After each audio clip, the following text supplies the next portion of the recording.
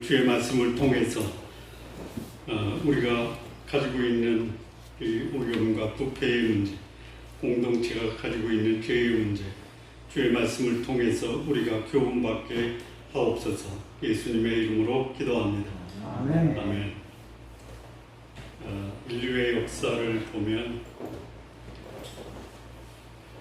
거의 죄와 관련되어 있는 문제입니다. 소위 죄를 지은 인간에게 하나님이 회개와 회복의 기회를 주십니다. 그래서 성경 전체의 교훈은 죄를 심판하는 역사보다는 죄를 회복하는 역사다, 이렇게 성경이 우리에게 가르쳐 주고 있습니다. 오늘 이 본문을 보면요, 18장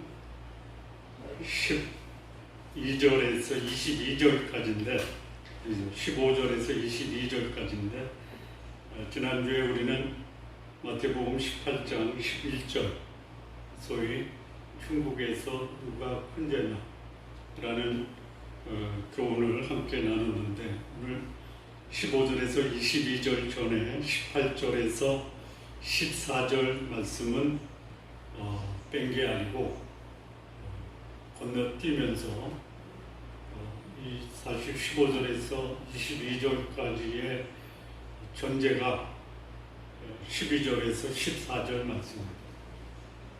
12절에서 14절을 보면 어떤 사람이 양 100마리가 있는데 그 중에 하나를 잃어버렸습니다.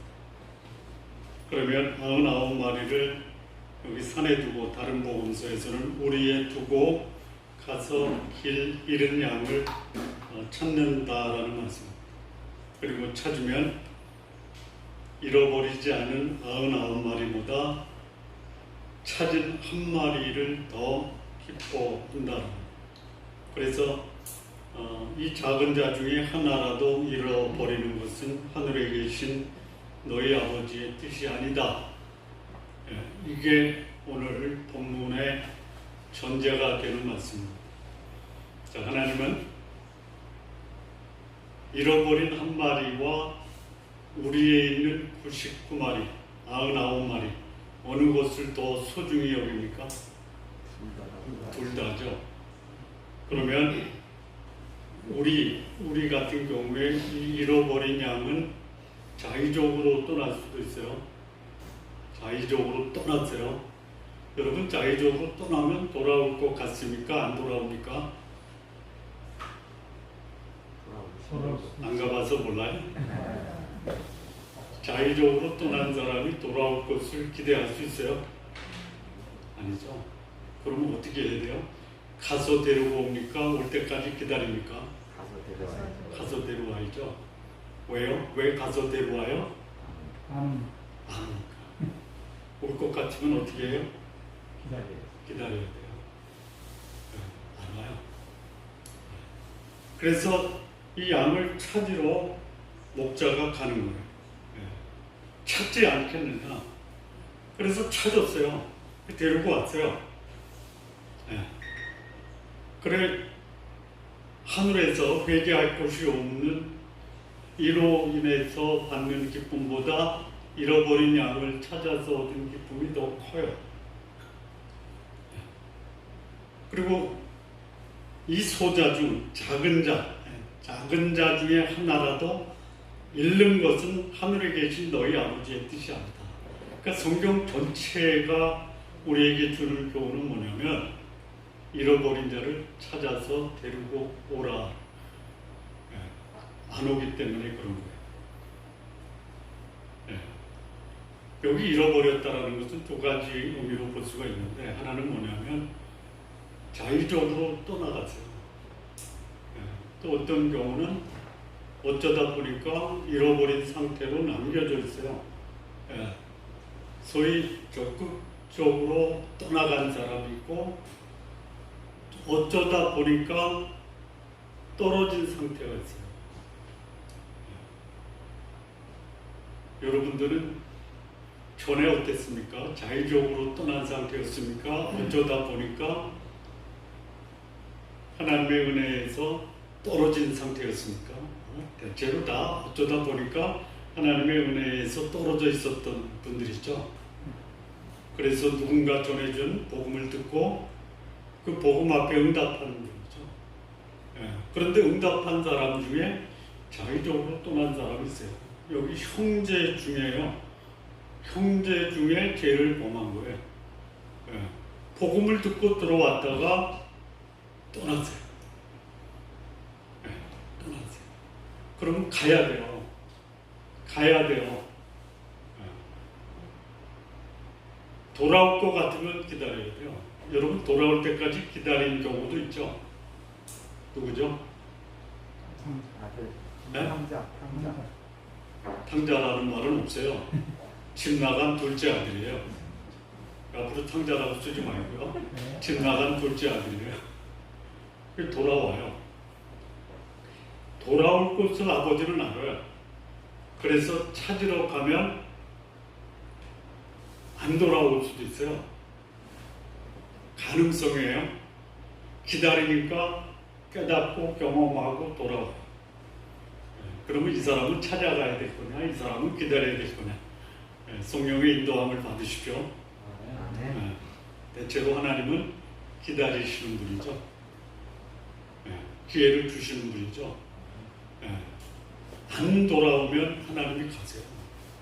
가서 데려오는데 돌아오기를 기다려도 안 돌아오는 사람이 가서 데리고 온다고 오겠습니까? 여기 보면은 안 오죠? 안 와요. 오늘 본문 말씀이 그겁니다. 그런데 중요한 건 뭐냐면 하나님은 한 사람도 잃어버리지 않고 회복시키기를 원하시고 회개하고 돌아오기를 원하시고 이게 성경의 핵심되는 중심 교훈이에요. 우리 일반 공동체나 신앙 공동체에는 어느 공동체든 완전하지가 않습니다. 소위 말하면 신앙 공동체도 그렇고 일반 공동체, 불신앙의 공동체도 거기는 오염과 부패가 있어요. 자, 한번 생각해 보죠. 신앙 공동체가 공동체 같습니까? 아니면 마음이 맞는 동창회나 친구 모임이 더 은혜스럽고 행복하고 대화가 됩니까? 안 해봐서 몰라요? 네? 어디가 더 이 소위 마음이 편해요? 신앙의 공동체가 편안하십니까? 아니면 그 소위 고교 동창이나 친구들 모임이 더 편안합니까? 두 번째. 네? 친구 모임이요. 아, 그렇죠. 솔직히. 네, 그러니까 신앙 공동체나 일반 공동체나 별반 차이가 없다는 거예요. 사람이 좋고 모여서 만나면 행복하면 그게 더 좋은 거예요. 네. 그러면 그렇게 뜻이 맞고 대화가 되는 그런 동창회나 친구들 모임이 그냥 한순간에 소위 정글로 변화될 수 있죠. 네. 언제 그래요? 언제 그래요? 거기에 이해관계가 얽혀있고 그리고 내 필요와 욕구가 채워지지 않으면 더 나가서 손해를 내가 보면 그 다정했던 친근했던 일반 공동체는 뭘로 바뀌냐면 소위 정글로 바뀌는 거예요. 어디로 가요? 네? 사법당국으로 가서 재판을 받기도 하고 아니면 그렇게 친근했던 친구들의 모임이 서로 비난하고 손가락질하고 정죄하는 것으로 가요. 신앙 공동체도 마찬가지예요. 예수님이 신앙 공동체를 가리켜 뭐라고 얘기했냐면 강도의 소굴이다라고 말씀하세요. 소위 말하면 일반 공동체나 신앙 공동체는 언제나 거기에 오염과 부패가 있다.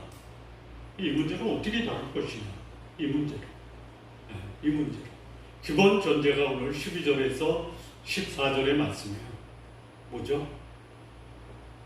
잃어버려. 모두 다 잃어버렸으니까 잃어버린 자를 찾아 회복시키고 화해하고 용서하는 것이 기본 전제예요.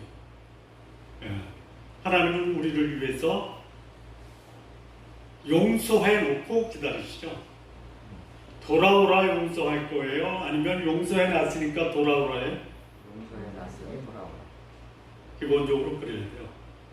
인간관계나 또는 공동체의 문제나 가족의 문제나 친구들 간의 문제가 죄와 오염으로 인해서 발생한다면 이 신앙 공동체든 가족이든 어떤 공동체든 화해와 화목을 전제로 이 문제를 다뤄야 된다는 것이 오늘 본문의 핵심입니다.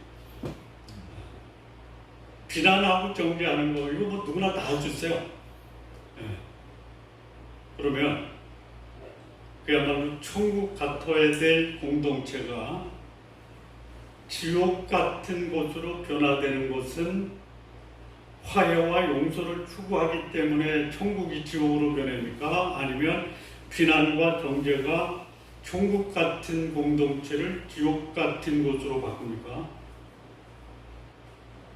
천국을 추구하셔야 돼요.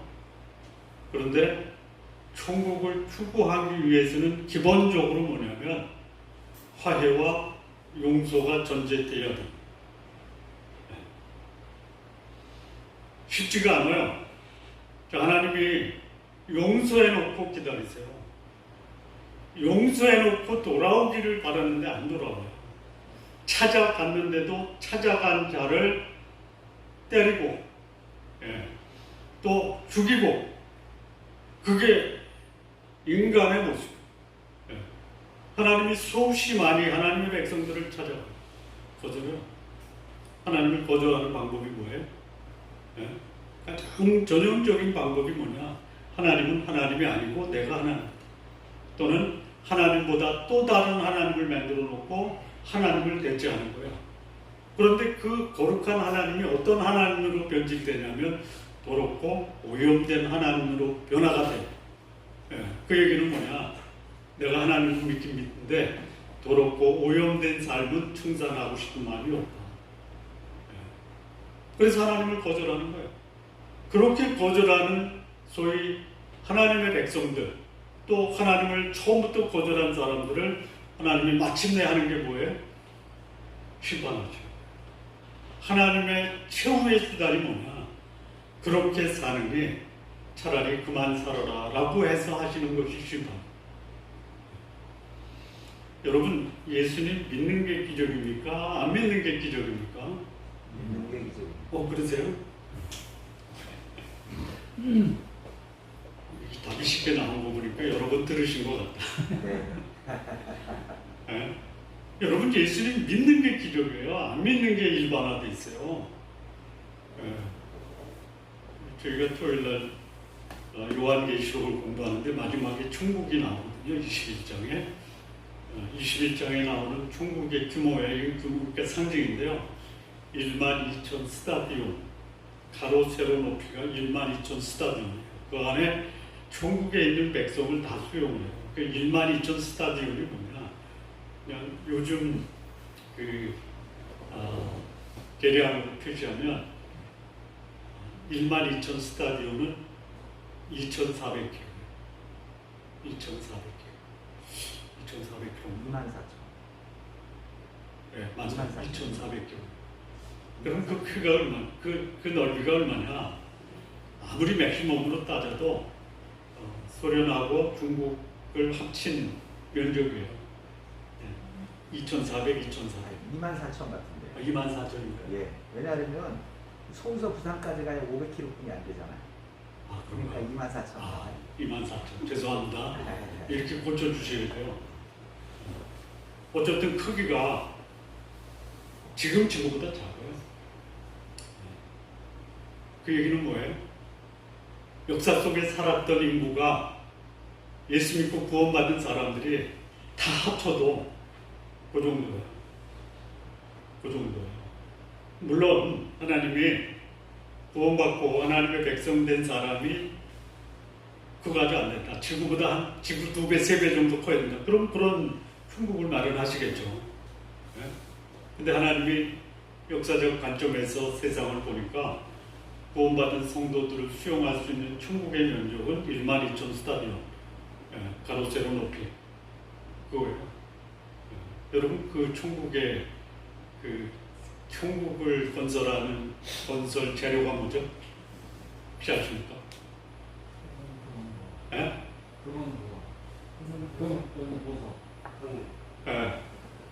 그 벽옥, 맑은 유리 같은 황금, 뭐 황옥, 녹보석, 뭐 자수정, 하여튼 천국은 뭘로 되어 있냐면요, 보석으로 됐어요. 이 땅에서는 보석을 이렇게 모으려고 정신이 없죠. 천국에는 보석에 관심이 없는 이유가 뭐예요? 전 깔린 게 다 보석이. 깔려 있으니까 어떻게 하고 다녀요? 가지고 다녀요. 밟고 다녀요. 거기 간다라는 게 놀라운 거죠. 예? 다 천국 가시기 바랍니다. 예. 한 방법밖에는 없어요. 예. 구원을 얻을 만한 다른 이름을 우리에게 주신 적이 없어요. 예. 하나님이 우리와 같은 사람으로 이 땅에 오셔서 그분이 우리의 죄를 다 용서하셨어요. 그걸 받아들입니다. 다른 길은 없어요. 그런데 그것을 받아들인 사람이 없어요. 별로 없어요. 별로 없어요. 근데 그 복음을 받아들이고 하나님의 백성이 되고 천국에 대한 소망을 갖고 산다라는 여러분은 기적 가운데 있다는 사실을 실감하십니까? 하세요? 하실 날이 올 거예요. 예. 기왕에 그때 가서 하실 바에야 지금부터 하시고 사십시오. 아멘. 예.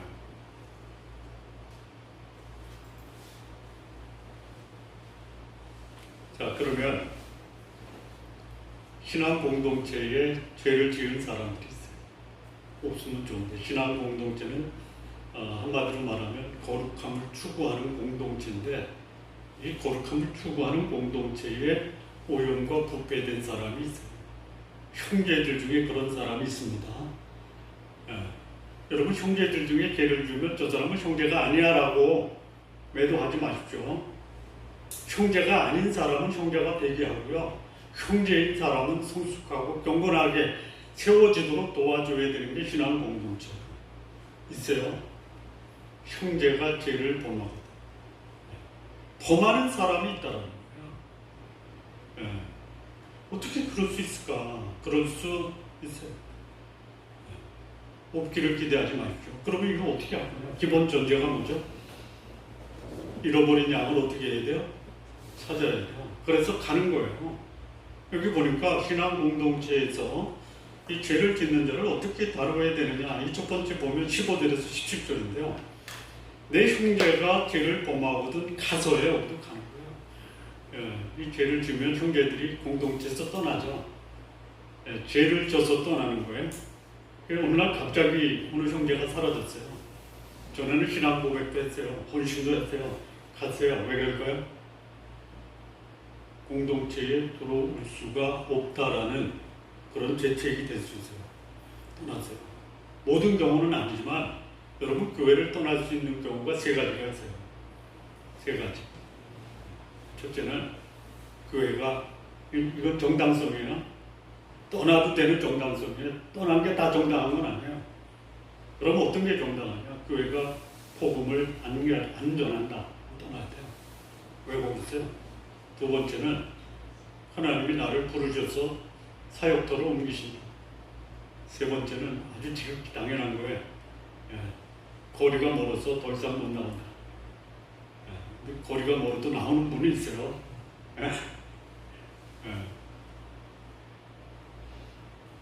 그런데 떠나고 안 돌아오는 사람이 있어요. 정당하지 못하는 거예요. 어떤 경우에 죄를 보면 떨어져요. 여러분 죄가 뭐죠? 분리시키는 능력이 있어요.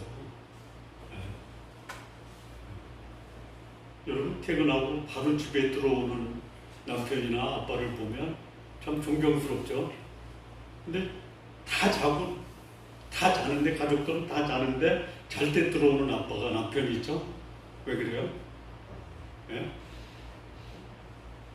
왜 그래요? 안 해봐서 모르시죠? 예? 숨기고 감추는 게 있는 거예요. 또 있어요. 예. 집보다 더 좋은 데가 있는 거예요. 예. 여러분 집보다 더 좋은 데가 있지 않기를 바랍니다. 네. 자, 여기 죄 때문에 공동체를 떠나간 형제가, 그 형제가 죄를 범하거든 가서 너와 그 사람과만 상대하여 권고하라. 만일 들으면 네가 형제를 얻은 것이요, 만일 듣지 않거든 한두 사람을 데리고 가서 두세 증인의 입으로 말마다 확증하게 하라. 만일 그들의 말도 듣지 않거든 교회의 말하고 교회의 말도 듣지 않거든 이방인과 세리가 되어라.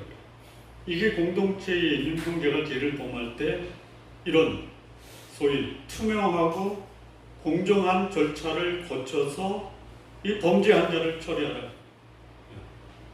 그러니까 전제는 뭐냐면 공율과 공의의 징계 과정을 거쳐서 이 범죄한 자를 처리하라. 죄를 죄가 아니라고 말해서는 안 돼. 그렇다고 죄를 지은 사람을 정죄하고 비난하는 것도 조심해요. 여기 보면 절차가 뭐냐면, 첫째는 개인적으로 가는 거예요.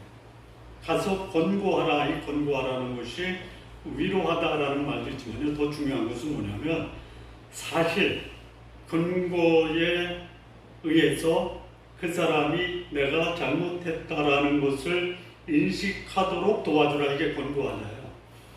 예. 풍문, 소문, 예.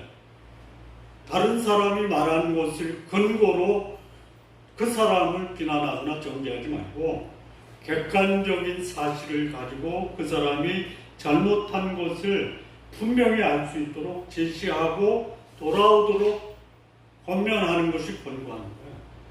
근데 안 들어요. 안 들으면 어떻게 하냐? 포기가 아니야.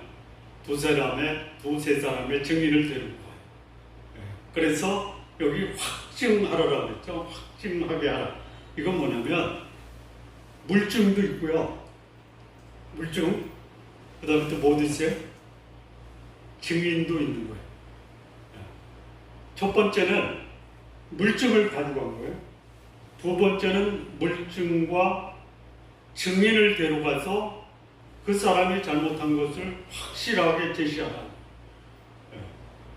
이게 두 번째 절차예요. 근데 안 들어요. 첫 번째도 안 듣는다는 게 뭐냐면 나 그런 적 없어 이거예요. 물증을 제시했는데도 안 해요.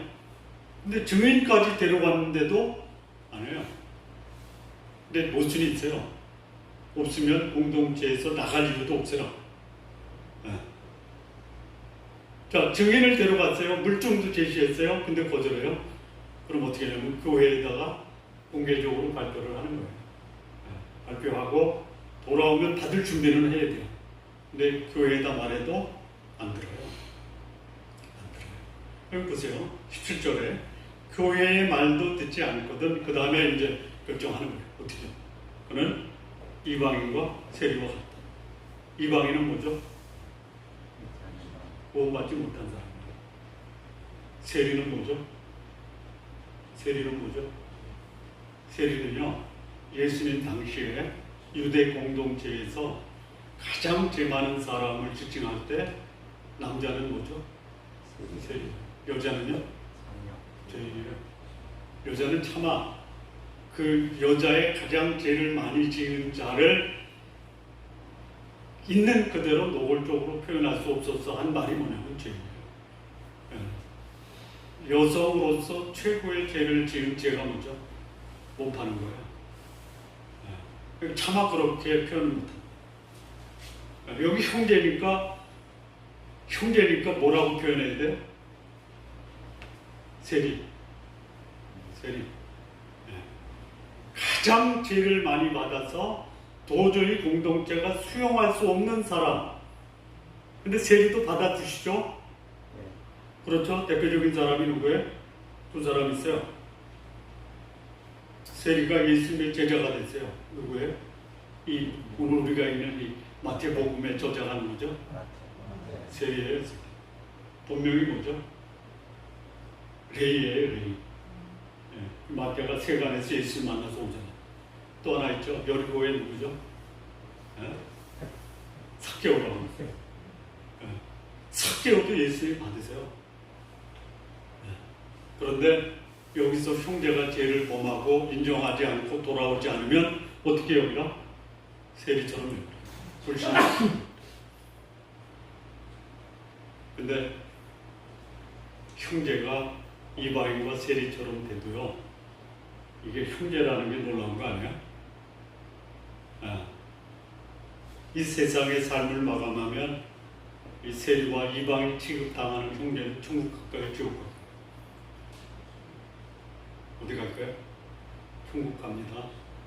이게 놀라운 거예요. 불 가운데서 구원 받은 거예요. 그래서 이 신앙 공동체가 기본적인 전제는 받아주고 회복시키는 것을 전제로 가서 권면도 하고 확증도 하고 또 공개적으로 발표를 해요. 그런데도 거절하면 그때는 그 형제를 공동체에서 더 이상 받아줄 수 없다. 받아줄 수 없다라는 게 아니라 안 돌아오기 때문에 교회에서 제명한 이게 첫 번째.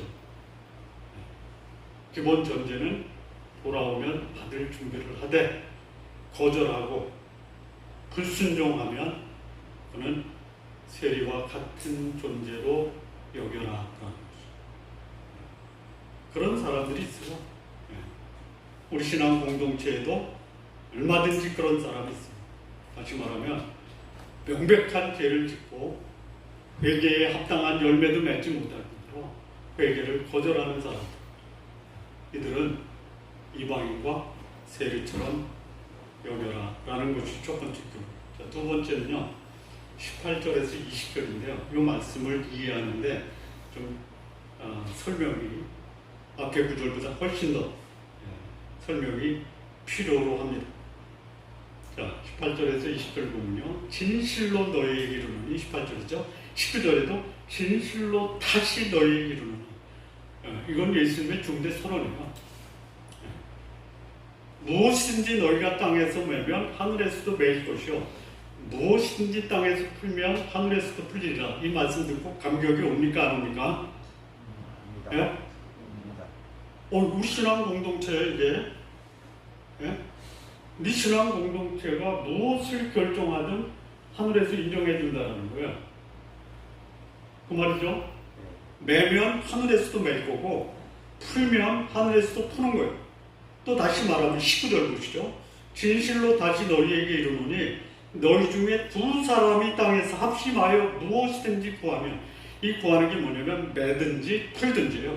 그러면 하늘에 계신 내 아버지께서도 그들을 위하여 이루게 하시리라. 하늘에 계신 아버지께서도 두 사람이 합심해서 기도하면, 두 사람이 합심해서 의사결정을 하면 하나님께서도 그것을 이루게 하시리라. 누구를 위해서? 그들을 위해서.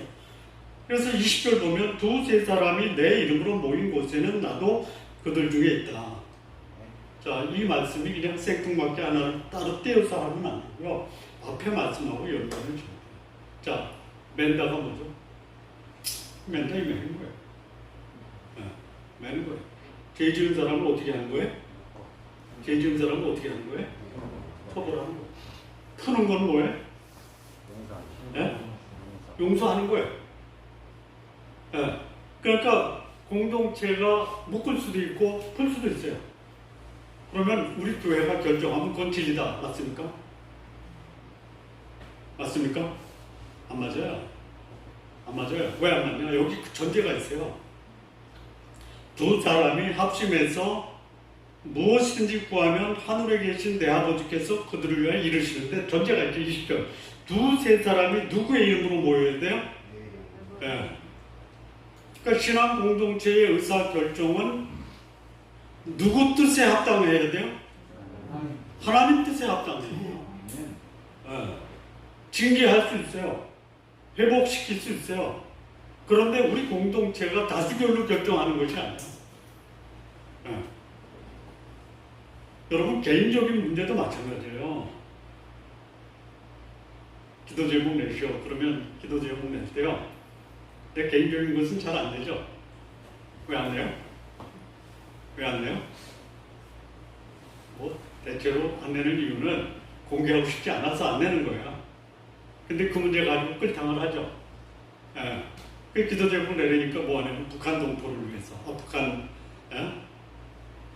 위해서 더 진짜 뭐 진지하게 기도 제목 내는 분들은 세계 평화를 위해서 내죠. 예? 안 내보셨나? 내 문제 왜 안 내요? 이거 우리 가족의 문제니까 가족끼리 기도할게요. 가족끼리 기도하십니까? 하셔야 돼요. 예. 하나님 내 개인 문제에 대해서 관심이 없으세요? 있어요. 근데 문제는 뭐냐? 내 경험, 예? 내 지식, 예? 다른 사람의 조언을 따라서 문제 해결하는 게 훨씬 더 많죠. 해결이 됩니까? 여러분, 다른 사람의 조언, 내 경험으로 해결되는 것보다요, 하나님 뜻에 합당하게 살면서 해결 안 되는 게 나은 거예요. 하나님이 해결 안 해주실까요? 해결해 주시는데 언제 하세요? 하나님의 때에 하세요. 하나님의 때. 아마 우리 가운데 문제 없는 분이 없었으면 좋겠어요. 문제 없는 사람이 없어요. 근데 그 문제를 다룰 때 어떻게 다뤄야 돼요?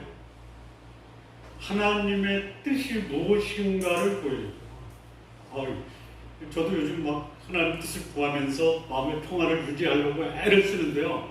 문제는 여전히 남아있어요. 이거 어떻게 해야 돼? 예? 어떻게 해야 돼요? 예? 하나님이 해결해 주실 것을 믿고 내 마음의 평안을 유지해야 돼요. 예. 하나님이 해결해 주신다라고 약속하셨잖아요. 어디서 말씀하셨어요? 예? 너희 모든 염려를 다 주께 맡겨버리라. 이는 저가 너희를 권고하십니다. 예. 아무것도 염려하지 말고 오직 모든 일에 기도와 간구로 너희 구할 것을 감사함으로 하나님께 하라. 그래야 모든 지각에 뛰어난 하나님의 평강이 그리스도 예수 안에서 너희 마음과 생각을 지키시라 약속하셨어요. 문제가 있어요. 어디로 가야 돼요? 어디로 가야 돼?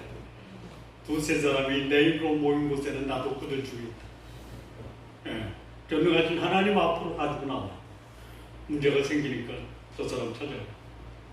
제가 이번 주에 지난주에 저희 가족 중에 한 사람하고 상의를 했어요. 그랬더니 어렵대요. 어렵지. 그럼 제가 실망해야 돼요? 아니면 그 문제를 가지고 그 친구의 도움을 구했지만 안 될 것을 알았기 때문에 하나님께 가져가야 되겠구나. 하나님께 가져가야 돼요. 하나님께 가져가니까 뭐라고 계시냐면요. 걱정하지 마. 진짜 그러셨어요? 그걸 뭘로 제가 확인해 드린 성경 말씀이 그렇게 말씀하세요. 염려하지 마. 그 말씀을 하나님이 주시면서 제 마음속에 이거 어떻게 하지? 수중에 이제 돈이 다 떨어졌는데 어떻게 하지? 병원비는 1,000만 원 들어간대. 수중에 돈은 다 떨어졌어요. 아버지 병원에 또 입원하셨거든요. 하나님 뭐라 걱정하지 마. 하나님 말씀하신 내가 어떻게 해야 돼? 아니 걱정할 거예요. 네 마음대로 해. 내 마음대로 하다 보니까 잠도 안 오고 소화도 안 되고 그래서 알겠습니다. 그랬더니 잠이 오는 거예요. 오늘 설교도 하는 거예요. 뭐라고 설교해요? 걱정하지 마십시오.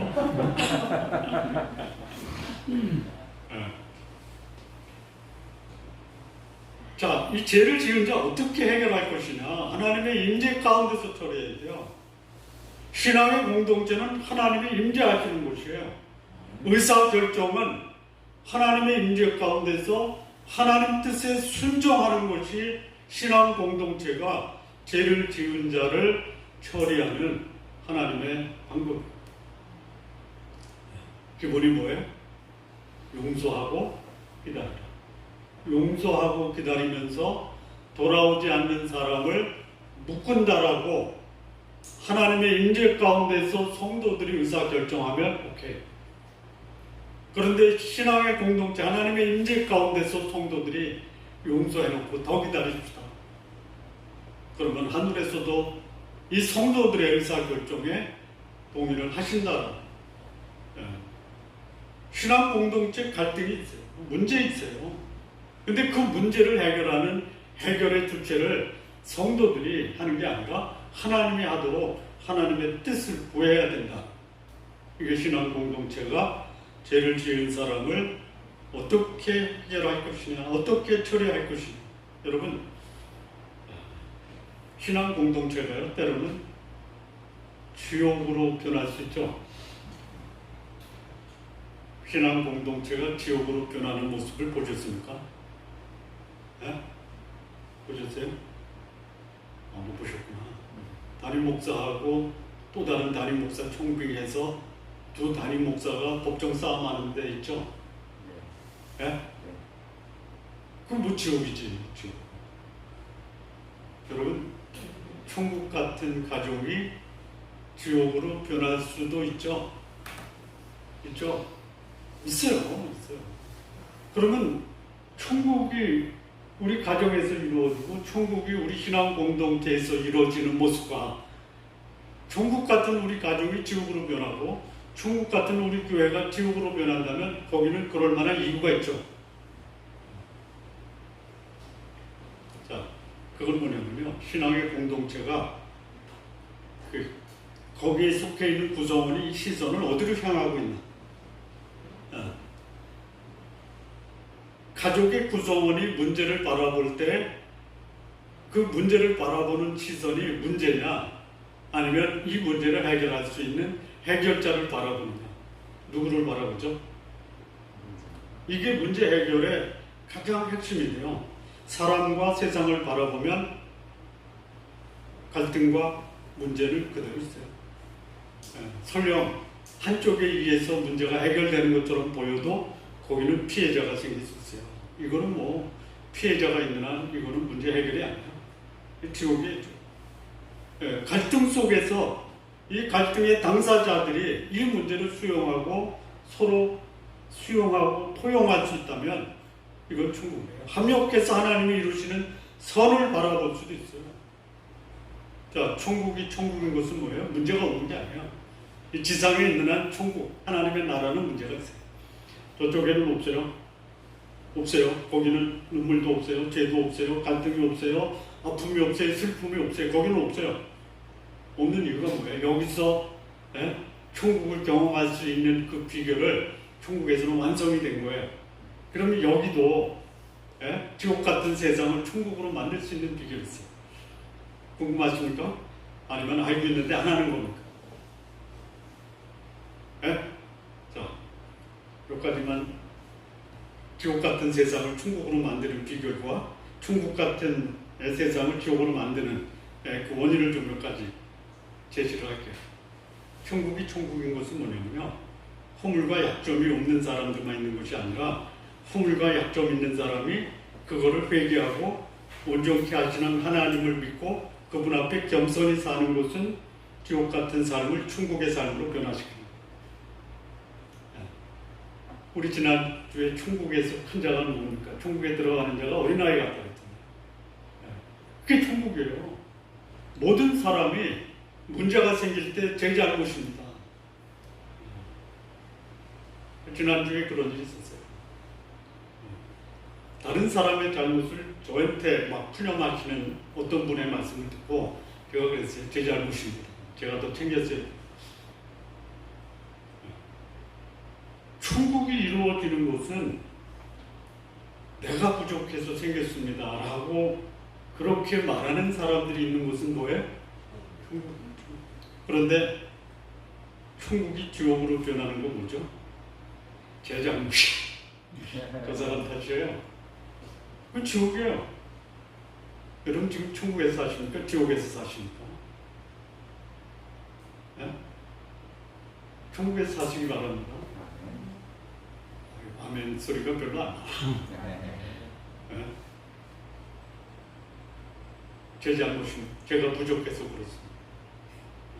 천국이에요. 쟤 때문에 그래요. 지옥이에요. 지옥. 욕망과 탐욕에 사로잡혀 있으면서도 자기 잘못이 없어요. 다 다른 사람 잘못이에요. 그런 사람이 있는 한 그가 있는 그곳은 결코 천국이 될 수 없어요. 그런데 그런 지옥 같은 삶을 내가 제 잘못입니다 라고 가서 사람들에게, 가족들에게 한번 고백해 보세요. 지금 천국이 돼요. 자, 하나님이 우리에게 보여준 이 천국의 모습은요, 천국은요, 거기 뭐가 있냐면요, 겸손과 섬김이 있어요. 지옥 같은 사람이 있는 곳은 뭐냐면요, 비난과 정죄만 있어요. 대접받으려고. 지옥이야. 여러분, 누군가 여러분을 대접해 줍니까? 대접해 주세요. 여러분, 누군가가 여러분을 대접하면요, 그 사람 천국 사는 거예요. 또 여러분이 천국을 만들려면요, 대접하세요. 천국이에요. 식당 가서 바깥 내는 사람은 천국 만드는 사람이고요. 오늘 누가 바깥 낼까? 그러면 그 사람이